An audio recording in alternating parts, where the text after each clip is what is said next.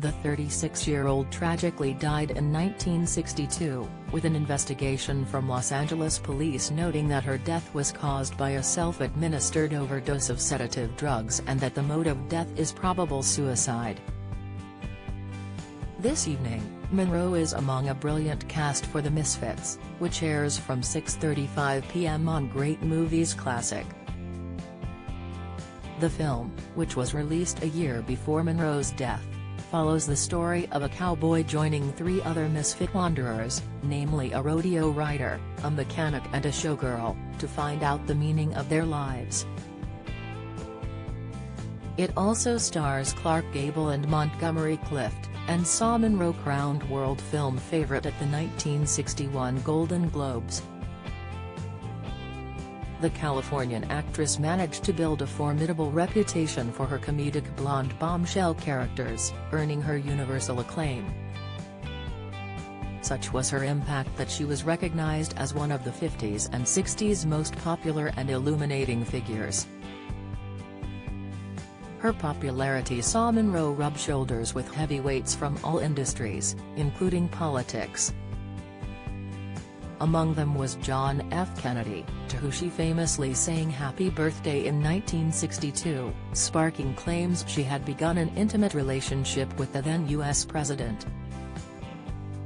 But while her relationship with John F. Kennedy was well documented, unearthed accounts show his brother Robert was among the final people to the actress alive.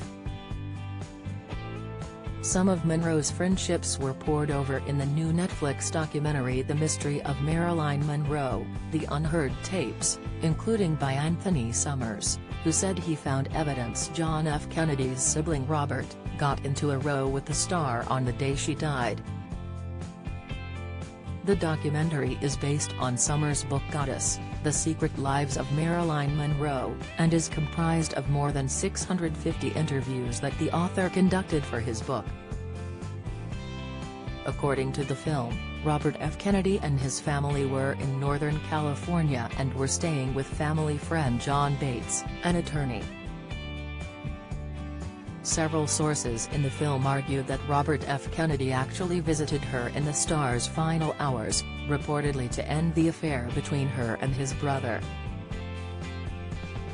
Reed Wilson, a surveillance expert, spoke about it in the film, noting how Monroe was raising a stink about a secret recording in her home. She said, she was calling JFK and the White House and complaining.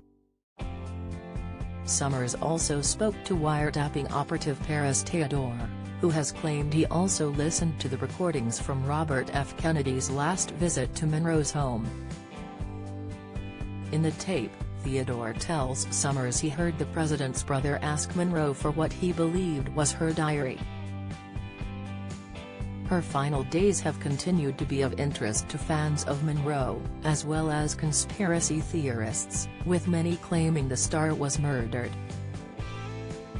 Among the other interviews collected by Summers was with Monroe's housekeeper Eunice Murray, who confirmed the meeting between Robert F. Kennedy and Monroe. According to Summers, Murray then let slip another key detail in a 1985 BBC interview. He continued, at the end of the interview, "It was an extraordinary moment. She just spread her hands and almost cried, 'Oh Mr. Summers, why do I have to go on covering up?'" Summers concluded in the Netflix documentary, "I did find evidence that the circumstances of her death had been deliberately covered up. If you then say to me, why were those circumstances covered up?